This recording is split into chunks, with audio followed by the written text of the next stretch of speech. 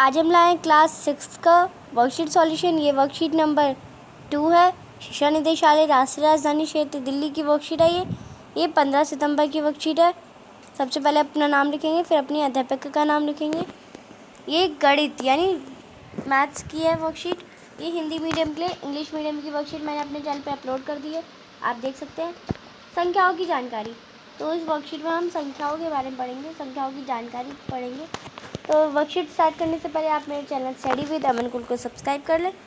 तो चलिए पढ़ते हैं। प्रिय छात्रों, आपने अपने आसपास बहुत सी वस्तुएं देखी होंगी।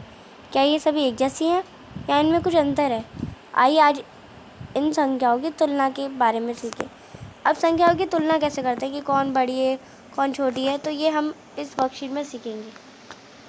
इन तीनों बच्चों में से किसकी ऊंचाई सबसे ज़्यादा है? अब कौन किसकी सबसे ज़्यादा है? तो राजेश की ज़्यादा है। तो यहाँ पे तो आपको इंग्लिश में दे रखा है, तो अगर आपको हिंदी में लिखना है तो आप राजेश हिंदी में भी लिख सकते हैं, क्योंकि ये हिंदी मीडियम के बच्चे कर रहे हैं। इन तीनों बच्चों से किस की ऊंचाई सबसे कम है? तो अजय की कम है, तो आप अजय लिख देंगे। आप देख सकते हैं अजय सबसे छोटा दिख रहा है, ये देख रहे हैं। आगे बढ़ते हैं वर्कशीट में। क्या क्रियाविधि, आइए संख्याओं की तुलना करें। अब संख्याओं की तुलना करना बताया हमें। संख्या 2438 और 947 की तुलना करनी है हमें। इनमें से कौन सी बड़ी है? तो आप देख सकते हैं ये वाली बड़ी है। आपको तो इतना तो आती है, क्योंकि 2438 में 4 अंक है। 1 अंक, 2 अंक, 3 अंक, 4 अंक देख सकते हैं आप। और 9047 में 3 अंक है, तो इसलिए 4438 बड़ी संख्या है। और क्योंकि इसमें अंक ज़्यादा थे 943 से, तो उत्तर हमारा आएगा 2438। तो नोट दिया गया हमें, ज़्यादा अंकों वाली संख्या हमेशा कम अंकों वाली संख्या से बड़ी होगी। ठीक है बच्चों, आगे हम पढ़ते हैं। यदि अंकों की संख्या समान हो तो, अब कोई बच्चा पूछता है यदि अंकों की संख्या समान हो तो क्या करेंगे? तो जैसे अगर हमारे दोनों अंक की संख्या समान है तो हम इसका 1000 यानी हम इसका हज़ार वाला भाग देखेंगे। जैसे 4 अंकों की संख्या है, अब 4 अंकों की संख्या में 1000 के अंक की तुलना करेंगे। अब 1000 का अंक ये देख सकते हैं 6 और 7 वाला है, तो 6 और 7 में से कौन बड़ा है? तो 7 बड़ा है, तो संख्या कौन सी बड़ी होगी? 7852 बड़ी होगी।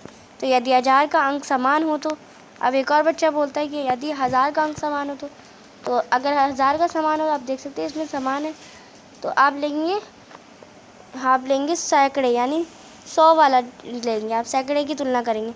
अब सैकड़ा इसमें देख रहे हैं 9 और 4 है, तो 9 और 4 में से कौन बड़ा है? 9 बड़ा है, तो कौन सा बड़ा होगा? 6978 बड़ा होगा। तो यहाँ पे फिर हमें एक नोट दे रखा है, यदि अंकों की संख्या समान हो तो बाईं तरफ से अंकों की तुलना करें। यदि अगर हमारे अंक समान है तो हमें बाईं तरफ यानी इस तरफ से उसकी तुलना करनी है। अब बूझो तो जाने, अब इन्हें बूझना है हमें। संख्याओं की तुलना करते हुए रिक्त स्थान पर उचित चिन्ह लगाएं। अब इनकी तुलना करनी है। 958 बड़ा है या 568? तो 958 बड़ा है। 2000 तो इसमें तो 4 अंक है, तो यही बड़ा है। 509 या 590? तो 590 बड़ा है। 683 या 683? तो दोनों इक्वल है, तो आप इक्वल लिखेंगे। आगे हमें दिया गया है निम्नलिखित संख्याओं की तुलना करें और आरोही अवरोही क्रम में लगाएं। आरोही अवरोही क्रम तो आपको पता ही है, बढ़ते कदम और घटते कदम। तो आरोही क्रम में लगाते हैं।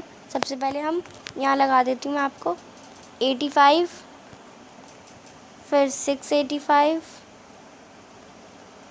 फिर 695, फिर क्या है, ये है 4875, फिर है 4998। तो ये हमारा अब आरोही क्रम में लग गया। अब अवरोही क्रम में क्या होगा? पहले आप इसे लिखेंगे, फिर इसे लिखेंगे, फिर इसे लिखेंगे, फिर इसे लिखेंगे, फिर इसे लिखेंगे। तो मैं अवरोही क्रम में भी लिख देती हूँ, जिससे आपको ईजी है।